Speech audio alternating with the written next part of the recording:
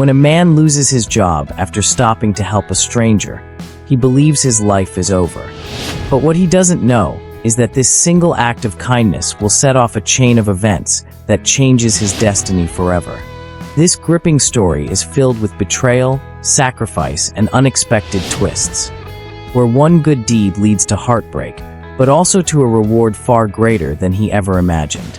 As his world crumbles, fate opens a door he never saw coming.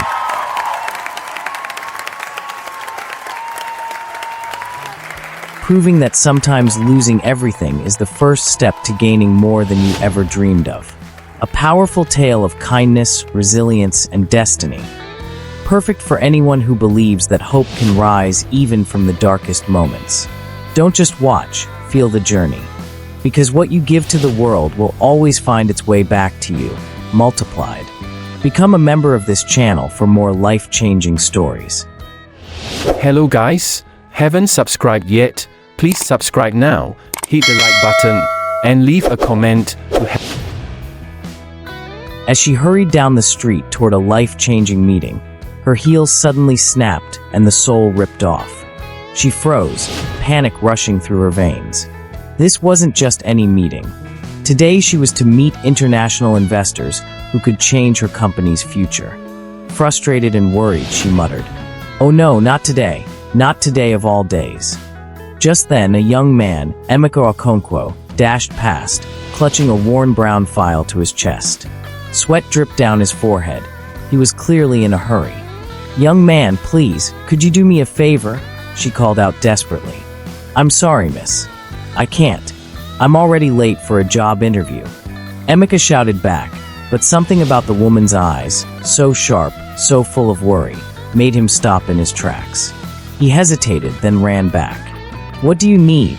he asked breathlessly, still clutching his file. "Buy me brand new heels, size 36. Anything you can find. Please, I beg you." She shoved some money into his hands, her voice trembling. For a moment, Emeka hesitated. Time was slipping away. This interview could decide his future. He looked at her shoes and instantly felt pity for her, and an odd pull he couldn't explain pushed him to agree. "All right, I'll do it. Wait here," he said, then sprinted off. As her phone rang, she received a call from her personal assistant, Chioma. "Good morning, boss.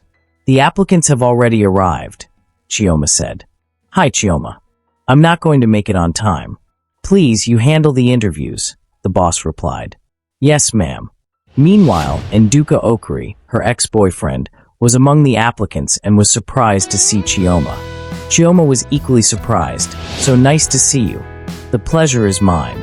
Are you here for the job interview?" "Yes, then. Please do come in." "Thank you." She invited him in for the interview, much to the protest of the other applicants who had arrived first. "Miss, we arrived first," protested other applicants who came before Nduka Okiri. "Yes, I'll call you in soon." They replied her, "We don't really think that's fair at all. If you don't think it's fair, look for a job somewhere else." Chioma replied. Nduka was grateful, telling Chioma, "You have no idea how lucky I am to run into you here." When he asked about her position, she told him she was the boss's personal assistant. "Congratulations." "Thank you." Back on the street, Emeka Okonkwo dashed into a small boutique, nearly tripping over the doorframe. His chest heaved as he blurted, "Good morning. Please, I need women's high heels, size 36. Urgently." "Which model?" "Any, as long as they're size 36. "Okay." The seller showed him some brands at $28, and Emeka Okonkwo tried to bargain for a lower price. "Please give me a discount. How much do you have?" Emeka's stomach twisted. He dug frantically through his pockets, his fingers trembling as he laid down every last coin and note, including the money the lady gave him. $26.50. His heart sank. "Please, this is all I have," he begged, sweat trickling down his face. "I need them for my wife. If I don't bring her these shoes today, my marriage will be over." All right. The seller agreed to sell them for that price and put them in a bag for him. "Thank you so much." At the office, Nduka told Chioma, "Look, I genuinely do not mean to take advantage of our friendship, but I truly and very much need this job." Chioma looked at his folder and noted that his degree was in management administration, while the company required a financial analyst for the team. Nduka insisted that the position was perfect for him and that he was an expert in numbers. Sounding desperate, going against company rules, Chioma decided to hire him. She then dismissed the other applicants after collecting their folders, telling them she would call them if they fit the profile. But some protested, saying the interview was scheduled for today. Angrily, they left. She now turned to Nduka, telling him not to let her down, and he promised he never would. "By the way, how exactly is the pay here at this establishment?" Nduka asked. "It's very good. Perfect. And what do I have to do?" "A project to significantly increase sales by partnering with another company." "Oh, that's very, very easy to do," he boasts. "So tell me, what was it truly and really like studying abroad?" "I can tell you that it was indeed very complicated for me to change the language, but the rest was easy." Emeka Okonkwo comes back with the new shoes. "Thank you, young man. How can I pay for your help?" "Well, you could invite me for a coffee, but it will have to be another time because I'm already late. Good luck with your interview." "Thank you. At the very least, please tell me your name." "Emeka Okonkwo." Emeka Okonkwo arrived at the office, late for his interview. "Good morning, I'm here for the job interview for the position of manager in innovation programs." He tried to explain that he had an accident on his way, but he was told to reapply when another vacancy became available. He was only allowed to leave his folder, and as he did, Nduka interrupted. "You're wasting your time. The position is already mine." He boasts again with arrogance. As Emeka Okonkwo was leaving, the boss arrived. "Good morning, boss," and Chioma introduced her to Nduka as the best candidate. "Nice to meet you, ma'am." Nduka Okuri. "Nice to meet you." The boss, however, was intrigued by the young man who had just left and asked, "Excuse me, what did the young man who just left now want?" The boss asked. Chioma lied, saying he was just looking for a job. "Did he leave you his contact information?" "Ah, yes, a folder." The boss, however, insisted that Chioma find his number and call the young man, and offer him some kind of job. "But there's nothing available," Chioma said. "Find him something." "Yes, ma'am." "And you, Nduka? If you're the best candidate, review the last 3 projects, do a profitability analysis, and propose which one should be replicated." The analysis had to include indicators such as IRR and NPV, and you have 2 days to complete it. "Yes, ma'am. Come to my office so I can give you all the information." Nduka became scared and jittery. Later that afternoon, Emeka's phone buzzed. "Good morning, Mr. Emeka Okonkwo. This is Chioma from Golden Crest Company. We have found a suitable job opening for you. Please come in as soon as possible." Emeka's heart leaped. Finally, an opportunity. He straightened his worn-out shirt, clutched his brown file, and hurried to the office. When he arrived, Chioma greeted him coolly. "You must be Emeka. Please have a seat." But as he sat, his eyes darted to a folder on the table, his own resume. His stomach dropped. She had already been through it. "You were looking through my personal folder," Emeka said carefully. "Let me tell you, besides my degree in economics, I also hold a diploma in project management. I've worked hard for this." Chioma's lips curved into a thin smile. "Yes, Mr. Okonkwo, you have a very interesting resume, but unfortunately, that position has already been filled." A cold silence filled the room. Emeka's brows furrowed. "Then why did you call me here?" Her voice dropped, sharp as glass.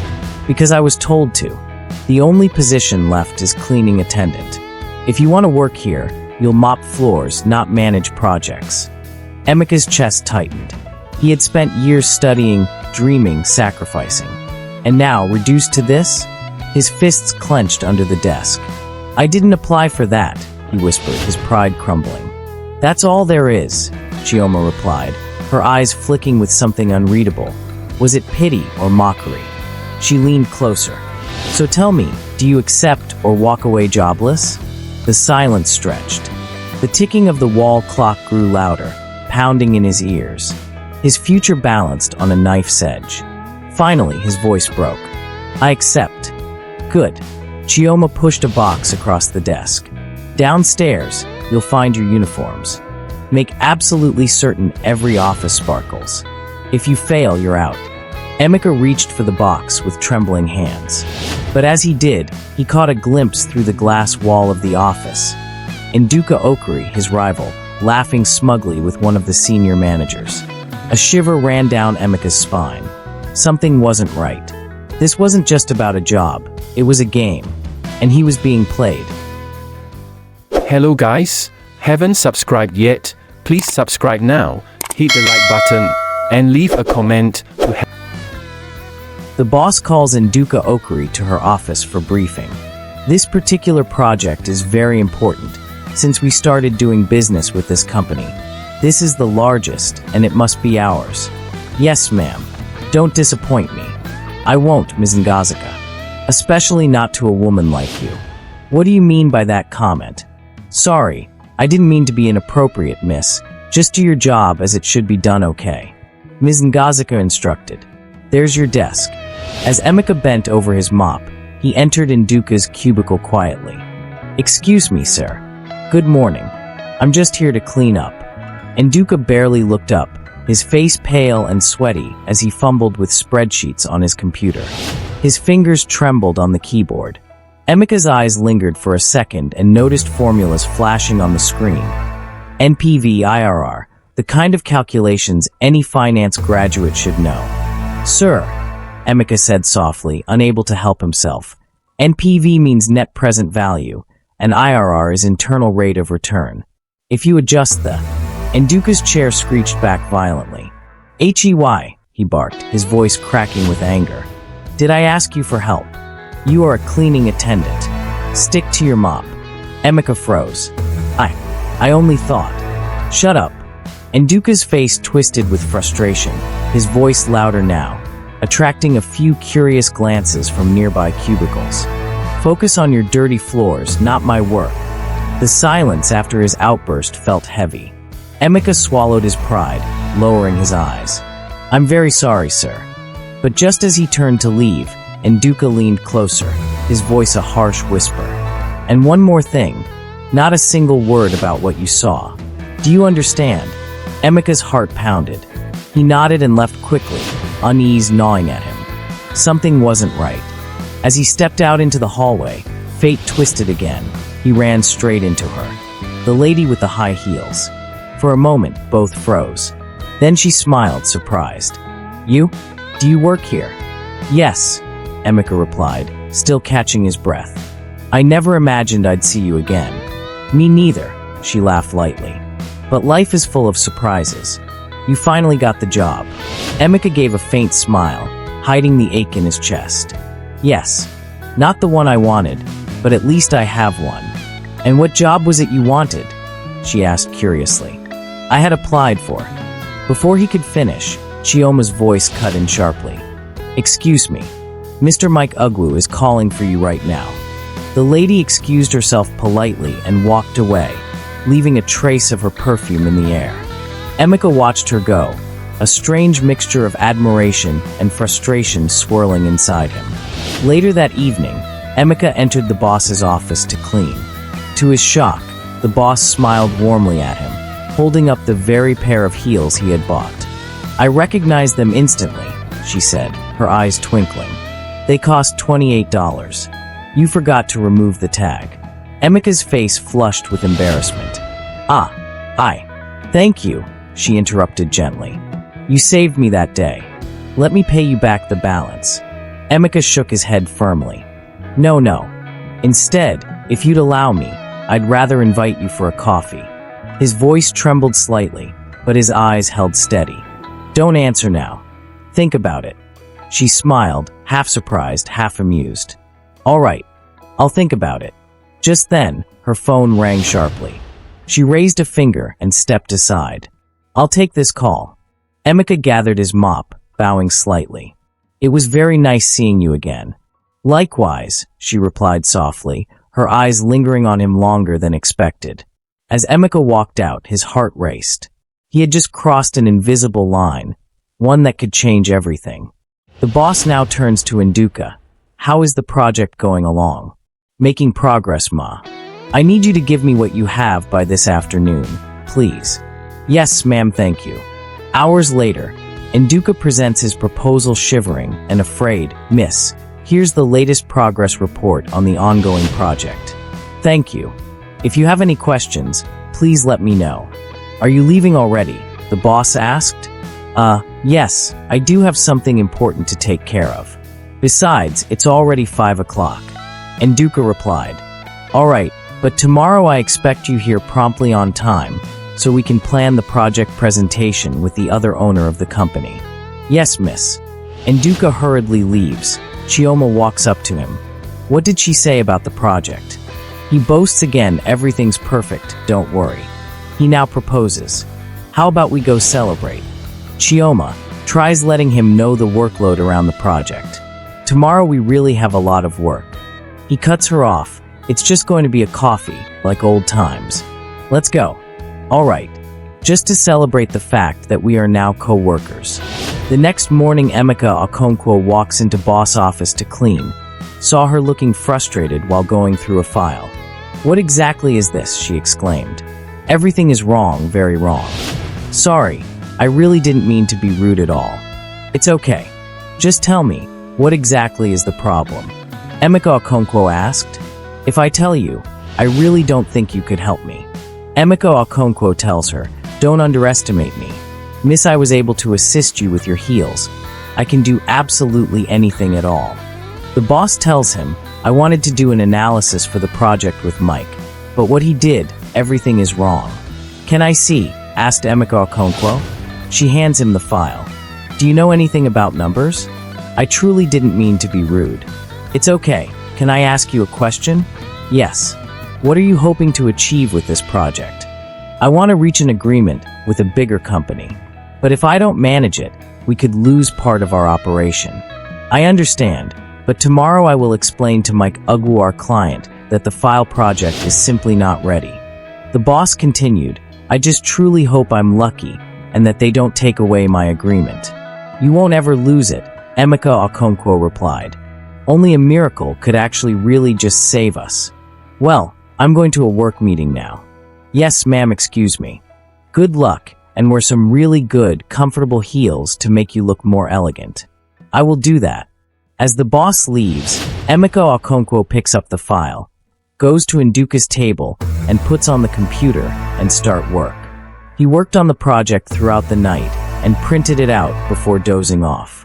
In the morning, Induka entered his office and saw Emeka Okonkwo at his desk dozing.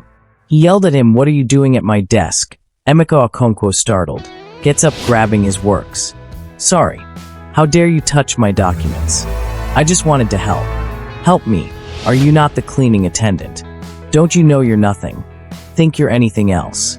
Emeka Okonkwo replies, and you're a manager who doesn't know how to do your job properly. Chioma also came in and warned Emeka Okonkwo, this kind of behavior is completely unacceptable. If this situation happens again, I will have to fire you. Go right ahead, I really don't care. Emeka Okonkwo replied angrily as he leaves. The boss then calls Induka with anger. Your entire proposal is completely and utterly wrong. Madam, that is just one part of the truly great project I am currently preparing, Induka boasts again. Everything is completely wrong, so please fix it. And if I find a single mistake again, you're fired. Chioma queries Induka after seeing what happened. You said that you know how to do absolutely everything. Yes, I know. Then what happened? It's just that your boss is very difficult to please. You really have to do your job well, Chioma tells him, or you, and I will just be out of a job. Hello guys, haven't subscribed yet? Please subscribe now, hit the like button, and leave a comment to help. Later that day, Induka sat in his cubicle, sweat dripping down his temples as the deadline for the project loomed. Numbers danced on his screen like a foreign language. His hands shook as he typed, wrong formulas, error messages, flashing warnings. Panic clawed at his chest. If this report failed, the investors would walk away, and the company would collapse. In desperation, He stormed into the janitor's closet, where Emeka was wringing out a mop. "Emeka," Nduka hissed, glancing over his shoulder to make sure no one was watching.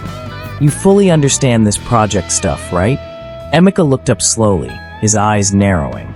"Yes. Why?" "I need your help. Please. Fix this for me. I'll pay you whatever you want." His voice cracked, the arrogance gone. He sounded like a drowning man gasping for air. Emeka paused, then shook his head firmly. "No, thank you." Nduka's face twisted with desperation. "Don't play games with me. The company is depending on this. You fix it, you save us all." "No," Emeka said sharply. "You've put the entire company at risk by pretending to know what you don't. And now you want to buy your way out with money. I'm not asking for your advice. I'm begging for your technical help." Nduka's voice rose, but Emeka stayed calm, picking up a cloth to wipe a desk. "I can't. I'm busy cleaning right now." He wiped the table slowly, deliberately, his dignity in each motion. "You'd rather clean floors than take this chance?" Nduka snapped, half in disbelief, half in fear. Emeka leaned close, his voice low but cutting like steel. "I'd rather clean floors with honor than cheat my way through life. Look, Nduka, it's time you take responsibility for your own actions. Don't drag me into your lies." Emeka stood, slung his mop over his shoulder, and turned toward the boss's office. "Do not bother me again." As Emeka Okonkwo was cleaning the boss's office, an elderly man in a suit, Mike Ugwu, entered. The boss was waiting for him. "Good afternoon. It's good to have you here, Mike Ugwu." "The pleasure is mine, Ngazika. How are you? You came early." "Yeah. The thing is, I'm going on a trip, and I decided to come personally to review the proposals. And knowing you as I do, I know that everything is more than ready." "Of course, Sir Mike." Ngazika asked Chioma to have Nduka bring the documents. Nduka comes with it, and she glances through it. She was disappointed. "Can I just see the plan?" Mike Ugwu asked. "I am truly sorry, but the plan isn't exactly the way I asked for it to be." "And what's wrong with it? What happened to it?" "It just really needs a few minor adjustments." Mike Ugwu was frustrated and said he hadn't come all the way to be told the plan needed minor adjustments. "If we're going to start like this, we won't be able to get anything done." Nduka tried to explain the plan, but Mike Ugwu replied that he already knew the information and wanted to know precisely how you plan to effectively achieve this goal. Emeka Okonkwo, who was cleaning at the back and has witnessed the drama, handed his documents to Ngazika, and immediately her face lit up with surprise and confidence after she scanned through it. With confidence, she handed it to Mike Ugwu. "Sir, I did not see this document initially at all. Here they are. Here's the plan. Let's see." As Sir Mike goes through it, "This project looks very interesting, but what is the IRR? And in what scenario are we operating? Tell me." Emeka Okonkwo answers back, "Well, the IRR. In a favorable scenario," surprised and thrilled by his answers, Sir Mike asked, "Is he that made this project?" Ngazika answered, "Yes, he did." "How? And who exactly are you then?" "He is the author of this project. Please listen to him." "All right then, please go ahead now." "Well, sir, the NPV is currently projected at a very respectable $29,450. Isn't that right?" This was for critical scenarios. Even so, if inflation is indeed truly high, it could be considered to be up to 7%. Mike Ugwu was amazed, calling Emeka Okonkwo a mathematical genius. "What I genuinely do not understand is how it is possible for you to have a mathematical genius working as a mere cleaning attendant." Nduka answered, "Sir, I studied economics, sir, at Namdi Udoka University. However, until life truly smiles upon me, I work as a humble cleaning attendant." Intrigued and satisfied, Mike Ugwu said, "Very well, then we can certainly commence negotiations as long as this gentleman is the one who will be leading this project." "Of course, that is how it will certainly be." "All right, it's settled then. Thank you very much." "Okay. Well, it's been a pleasure. I'll be leaving now." After Mike Ugwu left the office, the air hung heavy with silence. All eyes turned to Ngazika, the boss. Her face was unreadable, her fingers tapping slowly on the desk. Suddenly, her voice cracked like a whip. "Nduka, get out of my company. Now." The room froze. Nduka's face drained of color. "Ma, please. I can explain. I don't want your excuses." Ngazika cut him off coldly. "You lied, you cheated, and you put this company at risk. You are a disgrace. Get out before I have security throw you out." Ashamed, Nduka grabbed his file and stormed out, his eyes burning with hatred. "This isn't over," he muttered under his breath, his voice trembling with suppressed rage. But Ngazika wasn't finished. She turned sharply to Chioma. "And just exactly where do you think you're going?" Chioma stammered. "Ma, Don't say a word," Ngazika snapped, her eyes narrowing. "You're fired too." Chioma gasped. "Why?"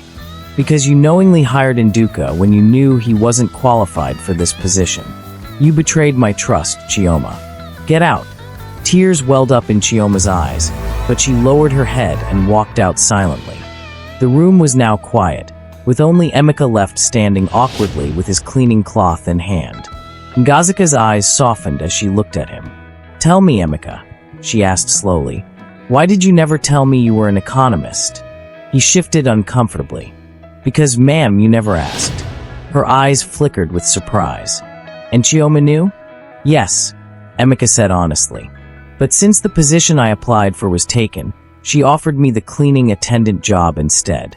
Ngazika leaned back, exhaling deeply. "And yet, it was you who saved this company. Thank you for helping me with this project. But the question is, how did you do it? At what point?" Emeka hesitated, then confessed. "I stayed here in the office all night, working on the project until it was complete. I couldn't let the company collapse, not after everything." Her lips parted slightly in awe. "All night? Alone? Emeka, do you realize you've done what even our managers couldn't?" He gave a modest smile. "It was nothing, really. Just what had to be done." Ngazika's eyes softened further, and for the first time, her voice was gentle. "How can I ever repay you for this?" Emeka's heart pounded. He hesitated, then with quiet courage said, "Perhaps you could allow me to take you out for a coffee?" Ngazika blinked in surprise, then laughed lightly. "Coffee?" She leaned forward, her eyes glinting. "Yes, but I want to propose something else first." "What is it?" Emeka asked, his voice tense with anticipation. Her tone shifted, firm but warm. "Do you want to work here, not as a cleaner, but as a project manager?" Emeka's eyes widened, his breath catching in his throat. "Yes. Yes, of course, ma'am. I promise you, I will not let you down in any way." "I hope not," she said with a smile. Then she extended her hand across the desk. "You're officially hired." Emeka grasped her hand, his eyes gleaming with tears he could no longer hold back. Thank you so much." Ngazika chuckled softly. "Now, let's go for that coffee. But this time, not as boss and cleaner. As equals." Emeka's smile widened, his heart surging with triumph. "Yes, I'd love that." As they walked out of the office together, Emeka, now for the first time, his future was no longer mops and brooms, but boardrooms and dreams. Wow, what a journey. Emeka's selfless act of helping a stranger, even at the cost of his own dreams, reminds us that kindness can open doors we never imagined. This story shows that doing the right thing, no matter how small it seems, can lead to unexpected rewards and transform lives. What's a moment in your life where a kind gesture made all the difference? Drop it in the comments below. We'd love to hear your story. Like, subscribe, and let's keep spreading the power of compassion together. Hello guys, I hope you enjoyed our stories. Please hit the like button, leave a comment below and subscribe to our channel.